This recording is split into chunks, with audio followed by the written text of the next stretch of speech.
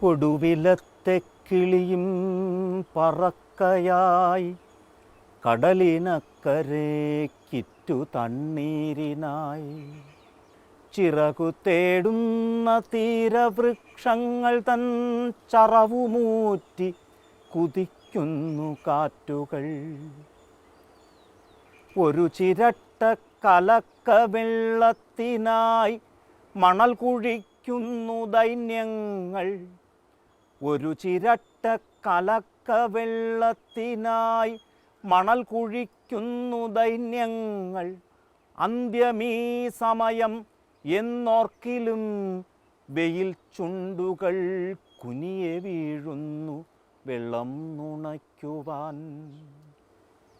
സ്മൃതി തമസ്സിൽ വിയർത്തൊലിച്ചോരു വെണ്ണിഴലുപോലെ നെയ്യാർ. സ്മൃതി തമസ്സിൽ വിയർത്തൊലിച്ചോരു വെണ്ണിഴലുപോലെ നെയ്യാർ. ഇവൾക്കിപ്പോഴും പഴയ പേർ ഭാവമാകെ പകർന്നവൾ. പഴയ പേരുകൾക്കർത്ഥഭേദം വരാം. പഴയ പേര് നെയ്യാർ, ഇവൾക്കിപ്പോഴും പേര് നെയ്യാറെന്നാണ്. പക്ഷേ നെയ്യുണ്ടോ? നെയ്യില്ല. രൂപം മാറി ഭാവം മാറി നദികളുടെ. കേരളത്തിലെ എല്ലാ നദികളുടെയും എന്ന പോലെ എൻ്റെ നെയ്യാറിൻ്റെയും രൂപവും ഭാവവും മാറിപ്പോയി. ആകെ ഒരു കിടങ്ങാണിത്. പണ്ടെനിക്ക് അമ്മയെപ്പോലെയോ ഒരു വേള സഹോദരിയെപ്പോലെയോ കളിക്കൂട്ടുകാരിയെപ്പോലെ ആയിരുന്നു ഈ ആറ്. ഇതിൻ്റെ മണൽത്തിട്ട്, ഇതിൻ്റെ കൽപ്പടവുകൾ, മുകളിൽ നിൽക്കുന്ന കൃഷ്ണസ്വാമിയുടെ അരികിലൂടെ ഇറങ്ങി ഈ വെള്ളത്തിൽ വന്ന് നീന്തുക, അക്കരെ പിടിക്കുക, മീൻ പിടിക്കുക, ചരൽ വാരുക, മണൽ വാരി കളിക്കുക, ഇഷ്ടം പോലെ നീന്തുക, ഇതൊക്കെ ഉണ്ടായിരുന്നു. അപ്പോൾ ഈ നദി കൂട്ടുകാരിയായിരുന്നു, അല്ലെങ്കിൽ കൂട്ടുകാരനായിരുന്നു, നമ്മുടെ ആശ്രയമായിരുന്നു. ഇന്ന് ഈ നദി പേടിപ്പെടുത്തുന്ന കിടങ്ങ് പോലെയാണ്. ഇതിലിറങ്ങിയാൽ മുങ്ങിച്ചത്തുപോവും എന്ന് പേടിക്കണം. ഇതിലെ വെള്ളം മലിനമാണ്, അതുകൊണ്ട് സൂക്ഷിക്കണം. ഇത് മണലില്ല, തീരങ്ങൾ പോലും വ്യക്തമായില്ലാത്ത ഒരു കിടങ്ങ്, യക്ഷിയെപ്പോലെ. ഇത് കണ്ട് വിലപിക്കുക മാത്രമേ പറ്റൂ. എങ്ങനെയാണ് ഈ നദിയെ വീണ്ടെടുക്കുക? ആദ്യം നദി മനസ്സിൽ വീണ്ടെടുക്കപ്പെടണം. നമ്മുടെ മനസ്സുകളിൽ, നെയ്യാറ്റിൻകരക്കാരുടെ മനസ്സിൽ, കേരളീയരുടെ മനസ്സിൽ ഈ നദികൾ വീണ്ടെടുക്കപ്പെടണം.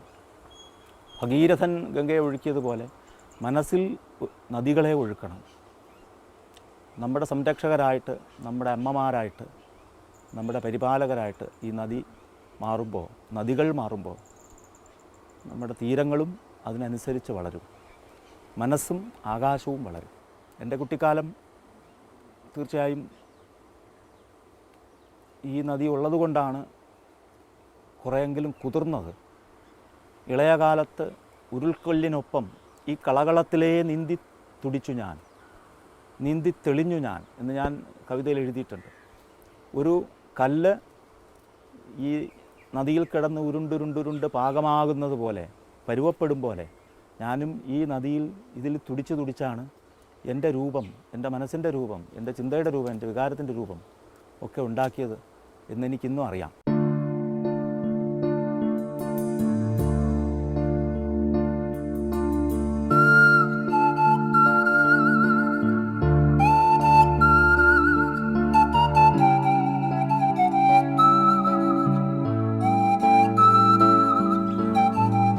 ഈ അമ്മച്ചിപ്പിലാവ് ഇപ്പോഴും മുതുമുത്തശ്ശിയായിട്ട് നമ്മുടെ ഓർമ്മകളെ ഉണർത്തിക്കൊണ്ടേയിരിക്കുന്നു. എത്രയോ തലമുറകളെ ഓർമ്മിപ്പിച്ചും ഉജ്ജീവിപ്പിച്ചും വന്ന ഒരു പിലാവാണ്. നാടിൻ്റെ രക്ഷകനായ മാർത്താണ്ഡവർമ്മ എന്ന മഹാരാജാവിന് അദ്ദേഹം യുവരാജാവായിരിക്കുമ്പോൾ അഭയം കൊടുത്ത അമ്മച്ചിപ്പിലാവ്.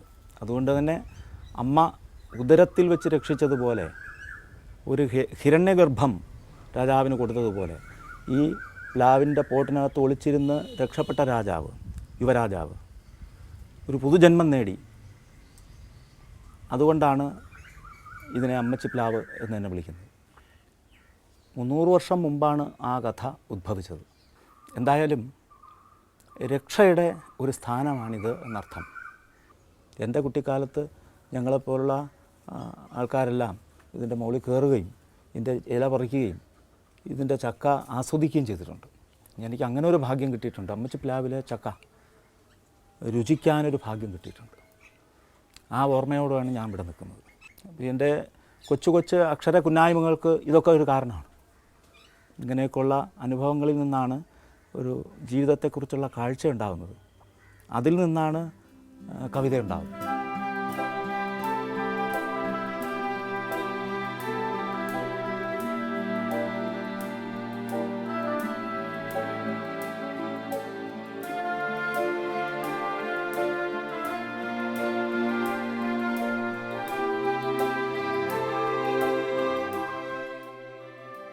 എനിക്ക് ഇവിടെ ഒരു മുറുക്കാൻ അവകാശപ്പെട്ടതാണ്. കാരണം ഞങ്ങൾ കുട്ടിക്കാലം തൊട്ട് ഒരുമിച്ച് നടക്കുന്നവരാണ്. സ്കൂളിൽ പോകാൻ ഇവിടുന്ന് ഒരുമിച്ചാണ് നടന്നു പോകുന്നത്. കുണ്ടും കുഴിയും നിറഞ്ഞ വഴി, ടാറില്ല, റോഡ് തന്നെ ഇല്ല, കാളവണ്ടി വീണ ചാലുകൾ. ബാലകൃഷ്ണൻ ഒരു കുറച്ചുകൂടെ മുമ്പോട്ട് പഠിച്ചിരുന്നെങ്കിൽ ഒരു കഥാകൃത്തെങ്കിലും ആകുമായിരുന്നു എന്നാണ് എൻ്റെ നിഗമനം. പക്ഷേ നാട്ടിൻപുറത്തിന് അധികം പേര് അങ്ങനെ വേണ്ടായിരിക്കും. അതുകൊണ്ട് ബാലകൃഷ്ണൻ്റെ ജീവിതം ഇങ്ങനെ നടന്നാണ് പോകുന്നത്. കോട്ടക്കോണം സ്കൂളിലാണ് പോകുന്നത്. സാറിനെക്കാളും ഒരു ക്ലാസ് സാറിനാണ് ഞാൻ പഠിക്കുന്നത്. സാറ് ക്ലാസ്സിൽ പാടും, നല്ല പാട്ട് പാടും. ഞങ്ങൾ അടുത്ത ക്ലാസ്സിൽ നിന്ന് ശ്രദ്ധിക്കും. ഒരുമിച്ച് വരുമ്പം പാട്ട് എഴുതിക്കൊണ്ട് വരും. ഭജനയ്ക്ക് ഞങ്ങൾ സാറെഴുതിയ പാട്ട് ഞങ്ങൾ പാടും, സാറും കൂടെ വരികയും ചെയ്യും. അങ്ങനെ ആദ്യം എഴുതിയത് എൻ്റെ ഓർമ്മയിൽ ഈ ഓമനക്കയ്യിൽ ഒലീവില കൊമ്പുമായി എന്നുള്ള ട്യൂണിൽ ഓമനക്കയ്യിൽ ഒരു ഓടക്കുഴലുമായി ഓമനക്കാർ വർണ്ണൻ വന്നു എന്നുള്ള ഗാനങ്ങളാണ് ആദ്യം എഴുതിയത്. പിന്നെ കണ്ണാ കണ്ണാ കാർ വർണ്ണ വെണ്ണയുണ്ണു ശ്രീകൃഷ്ണ ഇങ്ങനെ ഭക്തിഗാനങ്ങൾ എഴുതി ഞങ്ങളെ ഏൽപ്പിക്കും. ഞങ്ങൾ ഭജനയ്ക്കങ്ങ് പാടും, കൂടെ വരികയും ചെയ്യും. അങ്ങനെ അത് ഇങ്ങനെ പിന്നെ ഞങ്ങൾ സമയമുള്ളപ്പം സാറിൻ്റെ വീടിൻ്റെ അവിടെ പോകും. ഈ തോട്ടത്തൊക്കെ പിന്നെ വന്നിരുന്ന് പറഞ്ഞും കഥകൾ പറഞ്ഞുമൊക്കെ ഇരിക്കും. പിന്നെ ജീവിതത്തിൻ്റെ പട്ടടയിലെന്ന് പറഞ്ഞൊരു കഥ എഴുതിയിട്ടുണ്ട്, ഞങ്ങളെ പറഞ്ഞു കേൾപ്പിക്കും. അങ്ങനെ കുട്ടിക്കാലത്തെ കഥയെഴുത്തും പാട്ടെഴുത്തും തുടങ്ങി. ഞങ്ങൾക്കൊരു പ്രചോദനമായി. എനിക്ക് എഴുതാൻ കഴിയില്ല, എങ്കിലും എന്നെക്കൊണ്ട് കഴിയുന്നത് ഇതുപോലെ ഭക്തിഗാനം എന്തെങ്കിലുമൊക്കെ കുറേ വരികളെ നൂലിൽ കോർക്കും പോലെ കോർത്ത് ഞാനും ചിലത് എഴുതുമ്പോൾ കൊണ്ട് കൊടുക്കുമ്പോൾ പറയുന്നത് അറിയാമോ, ബാലകൃഷ്ണന് വാസനയുണ്ട്, വരികൾ ഇത് പോരാ, കാരണം അതിനുള്ള വിദ്യാഭ്യാസമില്ല. നാട്ടുംപുറങ്ങളിൽ എല്ലാ തളിരും കതിരാവാറില്ല. ഒരുപാട് തളിരുകൾ അടിഞ്ഞതിന് ശേഷമാണ് ചില കതിരുകളുണ്ടാകുന്നത്.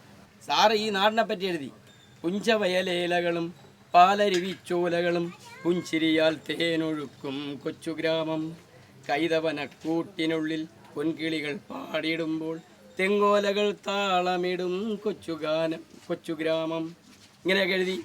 അത് അദ്ദേഹത്തിന് എൻ്റെ ഗാനങ്ങളെ കൊണ്ട് കാണിക്കും. പിന്നെ ചെറിയ നാടകങ്ങളൊക്കെ എഴുതിയിട്ടുണ്ട്, ഞങ്ങളിവിടെ അഭിനയിച്ചിട്ടുണ്ട്, ഇദ്ദേഹം സംവിധാനം ചെയ്തിട്ടുണ്ട്. നാട്ടിൻപുറത്തിൻ്റെ ജീവിതം ഒരുപാട് ഇല്ലായ്മകളും വല്ലായ്മകളും ഉള്ളതാണ്. അതിനിടയ്ക്ക് ഒരു അക്ഷരപ്രദം എന്ന് പറയുന്ന കുറച്ച് പേർക്കേ പറ്റും, എല്ലാവർക്കും ഒക്കില്ല. അതുകൊണ്ട് ബാലകൃഷ്ണൻ തുടർന്ന് അധികം പഠിച്ചില്ല, പഠിക്കാനുള്ള ഒരു യോഗം ഉണ്ടായില്ല. പക്ഷേ അധികം ഈ ഔപചാരിക വിദ്യാഭ്യാസം അതധികം ഉണ്ടായില്ലെങ്കിലും ഒരു മാനസമായ വിദ്യാഭ്യാസമുണ്ട്, ഒരു സംസ്കാരം, അതിനെ മനുഷ്യത്വം എന്ന് പറയാം. നാട്ടിൻപുറത്തിൻ്റെ ആ മനുഷ്യത്വം ഇപ്പോഴും ബാലകൃഷ്ണനുണ്ട്.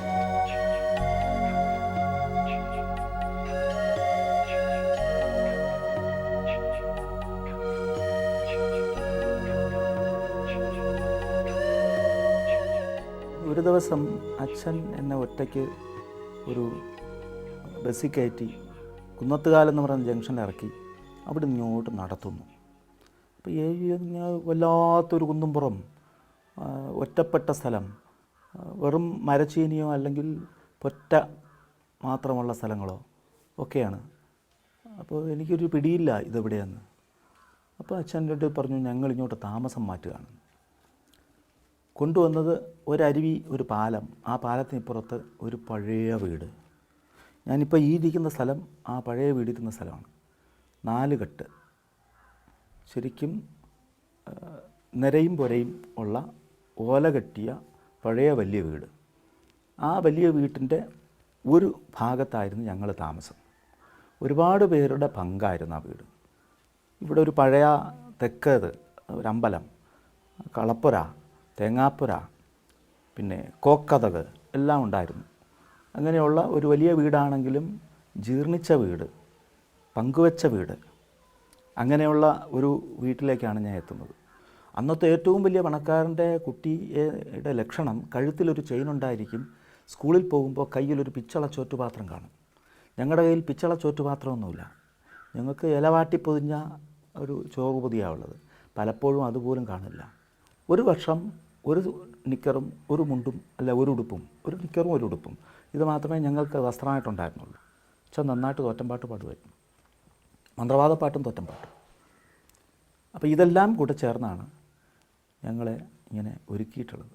ഞാൻ 12 മക്കളെ പെറ്റൊരമ്മേ എന്നെഴുതി, 12 മക്കളെ പെറ്റൊരമ്മേ എന്ന് കവിത എഴുതി. വാസ്തവം എൻ്റെ അമ്മ 12 പെറ്റതാണ്.